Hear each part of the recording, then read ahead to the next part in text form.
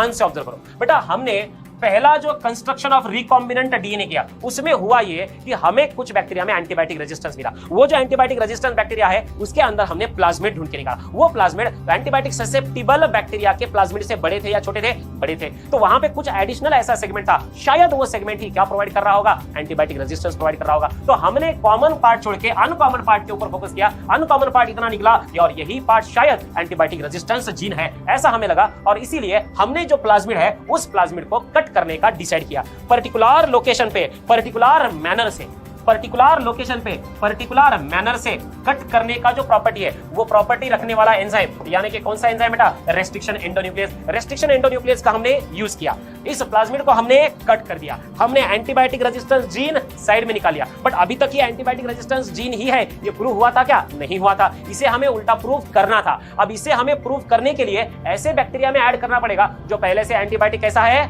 Susceptible है। तो उस ससेप्टिबल में इसे डायरेक्टली हम ऐड कर सकते क्या? नहीं कर सकते, क्योंकि हमने fate of piece of DNA में ऑलरेडी पढ़ा है कि अगर एलियन पीस ऑफ डीएनए अगर सेल के अंदर ऐड करोगे तो 99% चांसेस क्या है? मार दिया जाए कि छोड़ दिया जाए? मार दिया जाए। ऑलरेडी हमने एक्सपेरिमेंट में इतनी मेहनत करके वो कैसे तैसे एक पीस ऑफ डीएनए आइसोलेट करके निकाले, है ही यहाँ पे, और वो अगर मर गया तो पूरा एक्सपेरिमेंट में पानी फिर जाएगा। इसीलिए हमने क्या किया बेटा? इसे हमने किसी दूसरे के साथ भेजने का डिसाइड किया। ऐसा पर्सन जो होस्ट के बहुत क्लोजली रिलेटेड है, और वो क्लोजली रिलेटेड कौन निकला बेटा? हमारा साल्मोनेला टाइफीमेरियम। साल्मोनेला टाइफीमेरियम जो होता है उसका जो प्लाज्मिड है उसके अंदर पहले से नेचुरली एंटीबायोटिक रेजिस्टेंस होता है क्या? नहीं होता है। तो हमने native plasmid of Salmonella typhimurium use करने के लिए डिसाइड कर लिया। ये जो एंटीबायोटिक रेजिस्टेंस जीन है इसे हमने साइड में ले लिया। साल्मोनेला टाइफीमेरियम हम खींच के लेके आए। उसके अंदर क्या है? Native plasmid of salmonella.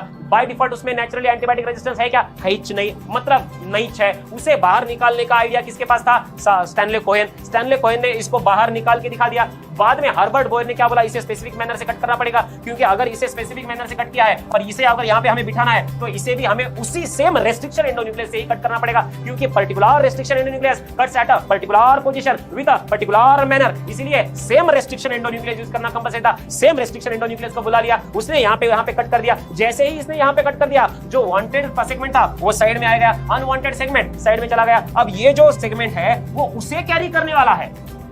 अगर कोई सेगमेंट किसी दूसरे सेगमेंट को कैरी करता है तो उसे उस सेगमेंट का क्या कहना है? वेक्टर। क्या कहना है? वेक्टर। अगर कोई सेगमेंट उस सेगमेंट को कोई दूसरा सेगमेंट कैरी करने वाला है तो वो कैरी करने वाले को क्या बोला जाता है? वेक्टर। क्या बोला जाता है? वेक्टर। तो बेटा यहाँ पे साल्मोनेला का जो नेटिव प्लाज्मिड है वो क्या बोल के काम करने वाला है? Now it is behaving as a vector. क्या बोल के काम करने वाला है? वेक्टर। क्या बोल के काम करने वाला है? वेक्टर। तो अब ये जो वेक्टर है बेटा, इस वेक्टर के साथ हमें इस जीन को जोड़ना है, और जोड़ने के लिए हमें किसको इन्वाइट करना पड़ेगा? बेटा ये जो डीएनए होता है, डीएनए का जो एंड है वो स्टिकी बनता है, तो एक दूसरे को कॉम्प्लीमेंट्री होती है, और उनमें बाय डिफॉल्ट अट्रैक्शन होता है। अट्रैक्शन की वजह से ये क्लोज तो आ गए, ये तो उसको कैरी करने वाला है, ये कैरी होने वाला है, और दोनों के बीच में क्या रहता है? अट्रैक्शन रहता है। बराबर है। अब अगर इनको परमानेंटली साथ में रखना है तो वहां पे एक एंजाइम लेके आना पड़ेगा, और उस एंजाइम का नाम है बेटा डीएनए लाइगेज।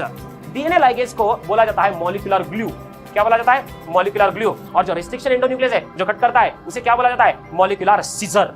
क्या बोला जाता है? Molecular scissor. तो मॉलिक्यूलर सीजर से कट किया, मॉलिक्यूलर ग्लू से जोड़ दिया। जैसे ही जोड़ दिया एक नया कॉम्बिनेशन बना। अब ये जो नया कॉम्बिनेशन बना उसे हमने क्या बोला बेटा? Recombinant plasmid. उसे हमने क्या बोला? Recombinant plasmid. इस तरह से नया डीएनए तो सिंथेसाइज हो गया। अब नया डीएनए सिंथेसाइज हो गया है, इस डीएनए के अंदर वो एंटीबायोटिक रेजिस्टेंस प्रॉपर्टी आई कि नहीं वो हमें कब समझेंगे? जब हमें इसे किसके अंदर ऐड करने आएगा? जब हम इसको ऐड करेंगे हमारे होस्ट के अंदर, और यहाँ पे होस्ट कौन है बेटा? E coli. इसीलिए हमने अब इसे ई कोलाई में ऐड करने के लिए डिसाइड कर लिया। ई कोलाई को बुलाया गया, ये आ गया हमारा होस्ट, यानी कि कौन? E coli. ये जो एंटीबायोटिक रेजिस्टेंस जीन वाला जो रिकॉम्बिनेंट प्लाज्मिड है वो किसी दूसरे स्पीशीज के अंदर ऐड करना है।